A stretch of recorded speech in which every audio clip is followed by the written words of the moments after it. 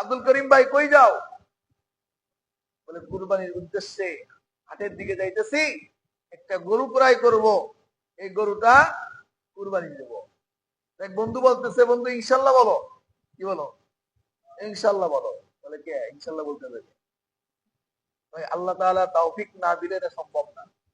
আল্লাহ না কি না দিলে, তৌফিক না দিলে সম্ভব না। সে বলতেছে কি, আশ্চর্যের চোখে তার দিকে তাকায় বলছে, কি কষ্ট, আল্লাহ তৌফিক দেয়া লাগবে কেন? ইনশাল্লাহ বলা লাগবে কেন? পকেটে টাকা আছে, হাটে গরু আছে, কিনার ইচ্ছা আছে, কুরবানি দেওয়ার 100 নিয়ত আছে, হবে না কেন?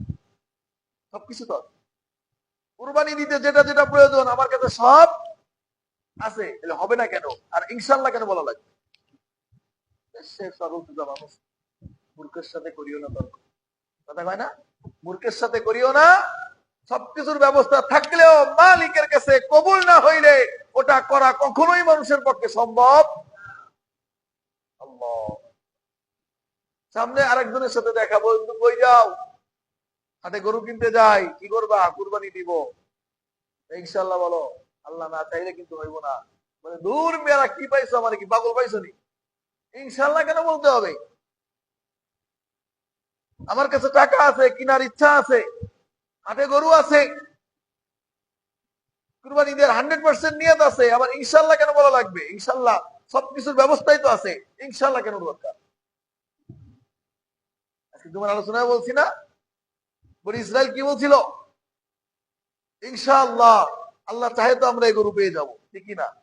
এমন কথা যদি না বলতো, মুফাসসিরে কেরাম বলছে কিয়ামত পর্যন্ত বনি ইসরায়েল এই গরু তল্লাশি করতো, কিন্তু কিয়ামত পর্যন্ত হলুদ, গাঢ় হলুদ রঙের গরু জীবনও তারা পাইতো পৃথিবীতে নাই। নাই, গাঢ় হলুদ রঙের গরু আসেনি, দেখছেন নি কেউ? আল্লাহ।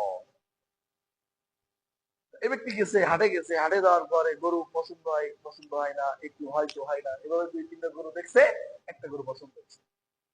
পছন্দ হওয়ার পরে দামাদামি শেষ, মহাজনের সাথে সব কমপ্লিট। এরপরে কি করছে?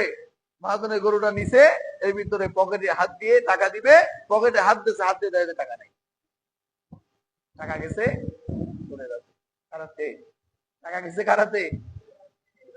এখন পকেটে যখন হাত দিয়ে টাকা না দেওয়া পাই, তখন তো বিচলিত হয়ে গেছে, এদিক ওদিক মুসরামুসরি করে। মহাজন বলে, কি হইলো ভাই, টাকা দেন? বলে, ভাই সর্বনাশ হয়ে গেছে। কি হয়েছে? ইনশাল্লাহ টাকা হারাই গেছে। কি হারাই গেছে? ইনশাল্লাহ টাকা হারাই গেছে। এখন বুঝে আসছে যে ইনশাআল্লাহর ফায়দা, ইনশাআল্লাহর জোর, ইনশাআল্লাহর কতটা প্রয়োজন।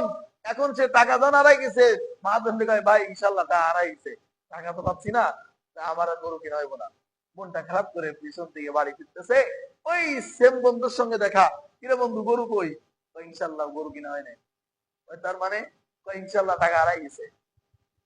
এখন তো আর ইনশাআল্লাহ দরকার নেই, ইনশাআল্লাহ তো দরকার ছিল আগে, এখন তো সব শেষ। ইনশাল্লাহ সামনে দেবো, ইনশাল্লাহ টাকা হারাই গেছে, টাকা ফিরে হইলে ইনশাল্লাহ আবার দেবো। ফিরে ওই দ্বিতীয় বন্ধুর সঙ্গে দেখা, ইনশাল্লাহ বন্ধু কিছু বস না, ইনশাল্লাহ সামনে টাকা হইলে আবার দেবো ইনশাআল্লাহ। এর দ্বারা বোঝা যায়, যদিও কাল্পনিক গল্প, কিন্তু এর দ্বারা বোঝা যায় মালিকের কাছে সব টাকা সত্ত্বেও মালিকের কাছে কবুলিয়াতের প্রয়োজন আছে কিনা। আপনার সব আছে, বাট মালিক কবুল করে নাই তো হবে না, হবে না।